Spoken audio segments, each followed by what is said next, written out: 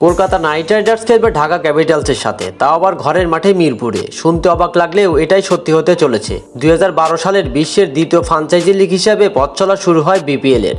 দিনে দিনে কিছুটা রং হারালেও এই লিগ নিয়ে ভক্ত ও ক্রিকেটারদের আগ্রহ থাকে বেশ। প্রস্তুত 11তম আসরের বিপিএল লড়াইয়ে, আর এমনটাই দেখা যায় তাদের উত্তেজনায়। এমনকি স্বয়ং শাকিব খান বিশ্বাস করেন, আমরা শতভাগ আশাবাদী।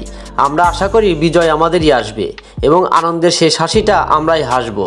আর যদি 11তম আসরে চ্যাম্পিয়ন হয় ঢাকা, তাহলে এন্ড্রু রাসেল, সুনীল নারায়ণ, রিঙ্কু সিংদের সাথে ক্রিকেট ময়দানে দেখা যাবে সাব্বির রহমান, মোস্তাফিজ, লিটন কুমার দাসদের। তবে কবে কোথায় হবে খেলা, তবে সেটাই জেনে নেওয়া যাক। এবারের আসরে ঢাকার ফ্রাঞ্চাইজির মালিকানা কিনেছে চিত্রনায়ক শাকিব খানের প্রতিষ্ঠান রিমার্ক হারলান। এদিকে বলিউড বাদশা শাহরুখ খান, ঢালিউড বাদশা শাকিব খান এবার মুখোমুখি হবে একসাথে। তবে সেটা পর্দায় নয়, ক্রিকেট মাঠে। শুধু কি তাই, ঢাকা ক্যাপিটালস প্রতিনিধিত্ব করবে লঙ্কান প্রিমিয়ার লিগে। কি অবাক হলেন? অবাক হওয়ার কিছু নেই, এমনটাই হতে চলেছে। এবার চলছে বিপিএল এবং আইপিএল এর টান উত্তেজনা।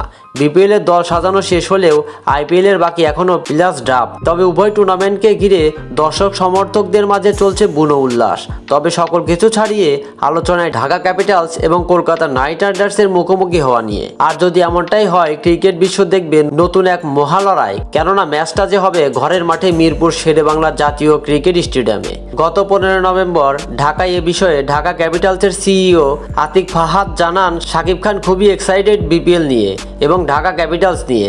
তিনি ভারতের কলকাতা নাইট রাইডার্সের সাথে কথা বলেছেন এবং যদি আমরা এবারের বিপিএল চ্যাম্পিয়ন হতে পারি, তবে কলকাতার সাথে খেলা হতে পারে ফ্রেন্ডলি ম্যাচ। তাই আমরা চ্যাম্পিয়ন হওয়ার জন্য মাঠে নামতে যাচ্ছি এবং চ্যাম্পিয়ন হব। এছাড়াও আতিক ফাহাদ আরও বলেন, ঢাকা ক্যাপিটালসকে নিয়ে বৃহত্তর চিন্তা। যেহেতু সামনে এলপিএল, তাই সেখানে চাইব ঢাকা ক্যাপিটালসের কোনো দল বা প্রতিনিধিত্ব করার অংশ হতে। বিপিএল শুরু হতে আর মাত্র অল্প কিছুদিন বাকি। ঢাকা ক্যাপিটালস ইতিমধ্যে সাজিয়ে ফেলেছে দল।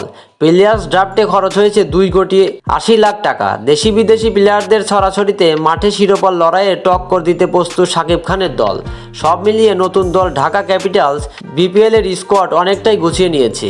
এই দলে আছেন ইতিহাসের অন্যতম ব্যাটার লিটন কুমার দাস ও সাব্বির রহমান। পেজ আক্রমণের নেতৃত্ব দিবেন কাটার মাস্টার খ্যাত মোস্তাফিজুর রহমান। ওপেনিংয়ে লিটন দাসের সঙ্গী হবেন তরুণ আগ্রাসী ব্যাটার তানজিদ হাসান তামিম।